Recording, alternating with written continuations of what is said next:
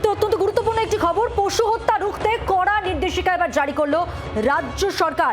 সরকারি অনুমতি ছাড়াই গরু, বাছুর, ষাঁড়, মোষ হত্যা করা যাবে না।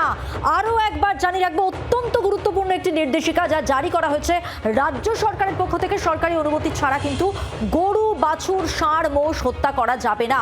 শহর এলাকায় পুরসভার চেয়ারম্যান, সরকারি পশু চিকিৎসকদের থেকে যৌথ সার্টিফিকেট নিতে হবে। আর এছাড়াও গ্রামীণ এলাকায় পঞ্চায়েতের সভাপতি, সরকারি পশু চিকিৎসকের থেকে যৌথ সার্টিফিকেট নিতে হবে।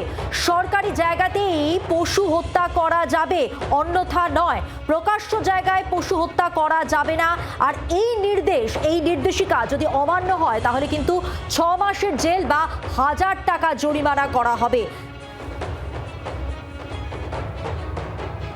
সরাসরি টেলিফোন লাইনে রয়েছেন প্রতিনিধি অর্কদীপ্ত মুখোপাধ্যায়। অর্কদীপ্ত, এই যে পশু হত্যা রুখতে নির্দেশিকা জারি করেছে রাজ্য সরকার, এখানে মূলত কোন কোন বিষয়গুলো উঠে আসছে, কি বলা হচ্ছে, বিস্তারিত বলো।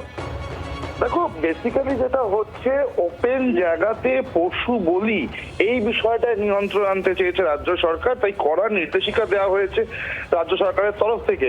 কি বলা হয়েছে, একটা শংসাপত্র লাগবে, সরকারের তরফ থেকে একটা শংসাপত্র লাগবে। এরকম কোনো পশু বলির ক্ষেত্রে সরকারি অনুমতি ছাড়া গরু, বাছুর, ষাঁড় বা মোষ এগুলো হত্যা করা যাবে না।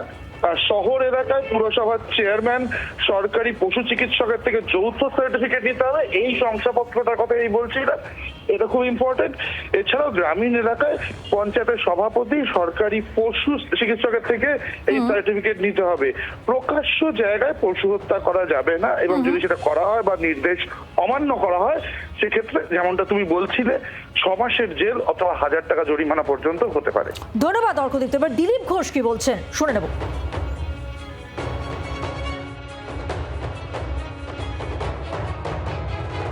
নির্দেশটা নতুন নয়, এটা সরকারি কোর্টের রায় ছিলই আগে।